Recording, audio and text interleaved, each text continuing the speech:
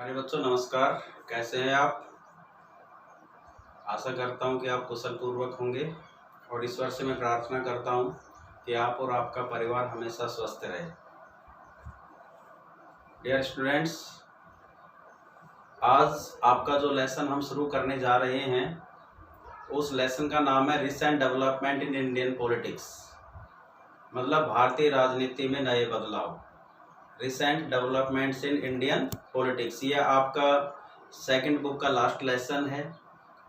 तो आज हम दोनों ही बुक के जो ऑब्जेक्टिव टाइप क्वेश्चंस है वो समाप्त हो रहे हैं। आज सेकंड जो पार्ट है आपका पॉलिटिकल साइंस की बुक का, उसका last lesson recent developments in Indian politics, उसके ऑब्जेक्टिव टाइप क्वेश्चन समझा रहे हैं। और आगे से अब हम आपके जो 2 मार्क्स के क्वेश्चंस होंगे उनको आपको समझाएंगे और वही आपको होमवर्क के रूप में आपको देंगे। तो प्यारे बच्चों, आज हम लेसन शुरू करते हैं। लेसन है आपका recent developments in Indian politics, भारतीय राजनीति में नए बदलाव। उसका जो फर्स्ट क्वेश्चन है वो है व्हाट डज कोलिजन मीन, गठबंधन का क्या अर्थ होता है, कोलिजन का मीनिंग क्या होता है। तो what does coalition mean? Coalition mean to be together in one group, second peoples group, and third states and parties groups. Coalition mean to be together in one group, peoples group and state and parties group. Coalition का मतलब क्या होता है, गठबंधन का अर्थ क्या होता है? गठबंधन का अर्थ है लोगों का एक समूह के रूप में इकट्ठा होना। पीपल्स ग्रुप, लोगों का समूह। तीसरा स्टेट्स एंड पार्टीज ग्रुप, राज्यों का या राजनीतिक दलों का समूह, ये कोलिजन कहलाता है। जब कई राज्य मिलकर इकट्ठे होते हैं तो वो भी कोलिजन है। कई पॉलिटिकल पार्टी मिलकर इकट्ठी होती है वो भी कोलिजन होता है। लोगों का एक समूह है वो भी कोलिजन होता है। और लोग to be together in one group और बहुत सी चीजों का इकट्ठा होना वो भी कोलिजन कहलाता है। तो कोलिजन का मतलब क्या हो गया? To be together in one group, peoples group and state and parties group. Second question, when was the first coalition government formed in India? When was the first coalition government formed in India? Answer है 24 मार्च 1977। अब आपको question क्या था कि भारत के अंदर पहली गठबंधन गवर्नमेंट कब बनी? पहली जो गठबंधन गवर्नमेंट है, सरकार है भारत के अंदर, 24 मार्च 1977 को बनी, 24 दिसंबर 1977। Third question, in 1984 Lok Sabha election who was the leader of Congress party? 1984 के जो लोकसभा इलेक्शन हुए थे वो किसके नेतृत्व में लड़े गए? या फिर क्वेश्चन है इन 1984 Lok Sabha election who was the leader of Congress party? 1984 के अंदर लोकसभा के जो इलेक्शन हुए थे उसमें कांग्रेस पार्टी का नेतृत्व किसने किया? नेतृत्व करने वो लीडर थे राजीव गांधी। तो 1984 के अंदर लोकसभा इलेक्शन के अंदर नेतृत्व करने वाले थे Rajiv Gandhi. Next question, when was Bharatiya Janata party form? अगला क्वेश्चन आपके बताना है कि भारतीय जनता पार्टी का गठन कब हुआ, मतलब भारतीय जनता पार्टी है वो कब बनी? भारतीय जनता पार्टी का गठन हुआ था 1980 में, 1980 में। In which party roots of BJP are formed? आपको इसमें ये बताना है कि बीजेपी पार्टी की जड़ किसमें है, मतलब बीजेपी पार्टी का उद्भव कहां से हुआ? तो भारतीय जनता पार्टी है उसका उद्भव, उसकी उत्पत्ति कहां से हुई? वो ये भारतीय जनसंघ से। बीजेपी से पहले एक संघ था, वो कौन सा था? भारतीय जनसंघ। और भारतीय जनसंघ से ही भारतीय जनता पार्टी का उद्भव हुआ है। नेक्स्ट है, विच पॉलिटिकल पार्टी रिमूव आर्टिकल 370? कौन सी पॉलिटिकल पार्टी ने धारा 370 को हटा दिया, अनुच्छेद 370 को हटाया? वो पार्टी भारतीय जनता पार्टी। जम्मू कश्मीर को विशेष राज्य का दर्जा दिया हुआ था, लेकिन भारतीय जनता पार्टी ने आर्टिकल 370 को रिमूव कर दिया तो वो पार्टी का नाम पूछा गया है कि कौन, जो आर्टिकल 370 था उसको कौन सी पार्टी ने हटाया, तो वो पार्टी है भारतीय जनता पार्टी।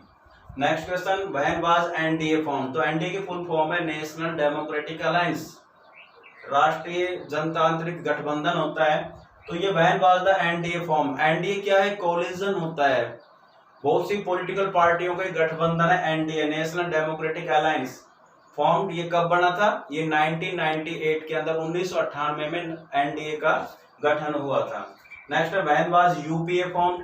तो एनडीए को लीड कर रही थी बीजेपी पार्टी, इसी तरह से कांग्रेस पार्टी लीड कर रही थी यूपीए को।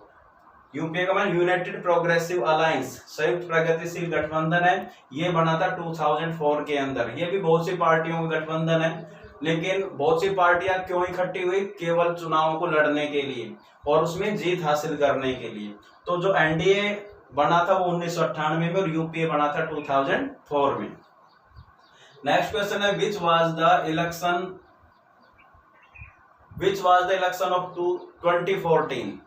2014 के अंदर जो इलेक्शन हुए थे लोकसभा के, वो कौन से इलेक्शन थे? कितने नंबर के वो इलेक्शन थे? तो वो 16वें चुनाव, जनरल इलेक्शन हमारे देश के अंदर हुए थे 2014 के अंदर। 2014 के अंदर 16th लोकसभा इलेक्शन हुए थे।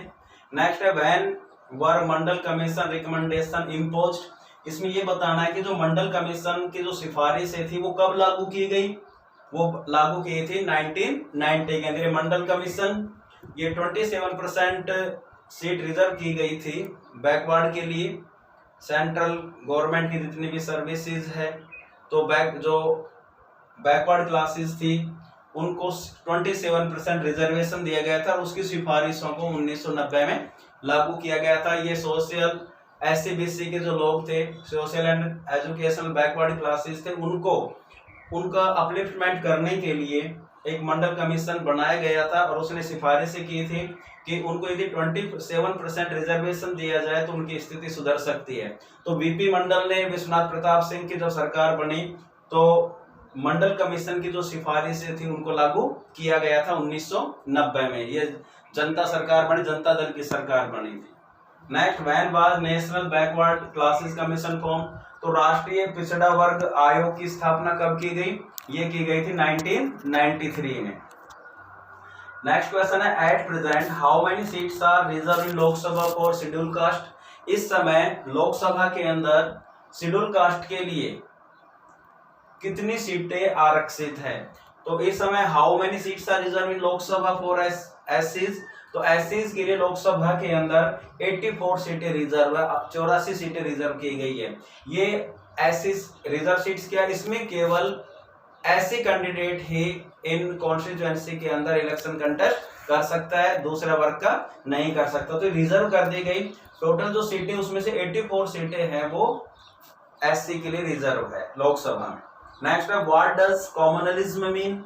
सांप्रदायिकता क्या होती है? सांप्रदायिकता का मतलब क्या होता है?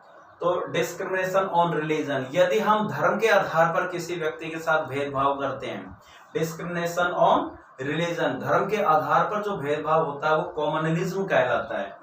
नेक्स्ट है what is the reason for India secularism? हम बार बार कहते हैं कि भारत एक सेकुलर स्टेट है। क्यों? कौन सी ऐसी बातें हैं जो भारत को एक धर्मनिरपेक्ष राज्य बनाती है?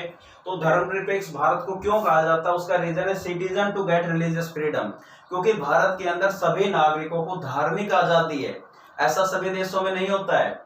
Citizen to get religious freedom, Bharat के अंदर सभी नागरिकों को धार्मिक आजादी है। On the basis of religion no discrimination among citizen, और धर्म के आधार पर किसी भी नागरिक के साथ यहाँ भेदभाव नहीं किया जाता है। And no state religion is recognised, और भारत का अपना कोई राष्ट्रीय धर्म नहीं है। तो ये जो तीनों बातें हैं वो प्रूव करती है कि India is a secular state. Next है व्हेन वाज बाबरी मस्जिद डेमोलिश्ड? बाबरी मस्जिद का विध्वंस कब किया गया? तो ये 6 दिसंबर 1992 को, 6 दिसंबर 1992 को बाबरी मस्जिद का विध्वंस कर दिया गया। नेक्स्ट जो क्वेश्चन है वो है what is the worst effect of communalism? अभी हमने कॉमनलिज्म के बारे में आप लोगों को बताया कि कॉमनलिज्म का मतलब क्या है। तो डिस्क्रिमिनेशन ऑन रिलीजन, धर्म के आधार पर जो डिस्क्रिमिनेशन होता है वो कम्युनलिज्म कहलाता है। लेकिन कम्युनलिज्म का सबसे दुष्परिणाम क्या होगा, सबसे बुरा परिणाम क्या होगा? यदि किसी देश के अंदर कम्युनलिज्म है, सांप्रदायिकतावाद है, तो उसके दुष्परिणाम क्या होंगे? तो उस देश के अंदर इलेक्टोरल पॉलिटिक्स, चुनावी राजनीति पर इसका बहुत बुरा असर पड़ेगा। And obstruction in national unity, और राष्ट्रीय एकता के अंदर बाधा उत्पन्न होगी। एंड पॉलिटिकल इंस्टेबिलिटी, और राजनीतिक अस्थिरता आएगी। ये कम्युनलिज्म के सबसे बड़े दुष्परिणाम होते हैं। Electoral politics, obstruction in national unity and political instability, मतलब चुनावी राजनीति, ऑब्स्ट्रक्शन इन, उस पर बुरा प्रभाव पड़ेगा और राष्ट्रीय एकता में बाधा उत्पन्न होगी और राजनीतिक अस्थिरता उत्पन्न हो जाएगी। नेक्स्ट जो क्वेश्चन है, when was new economic policy adopted in India, Bharat ने अपनी नई आर्थिक नीति को कब अपनाया? तो देखिए, आज़ादी के बाद हमारी जो इंडियन गवर्नमेंट थी उसने कुछ ऐसी चीज़ें थी जिनके ऊपर रिस्ट्रिक्शंस, ट्रेड बैरियर्स लगाए हुए थे।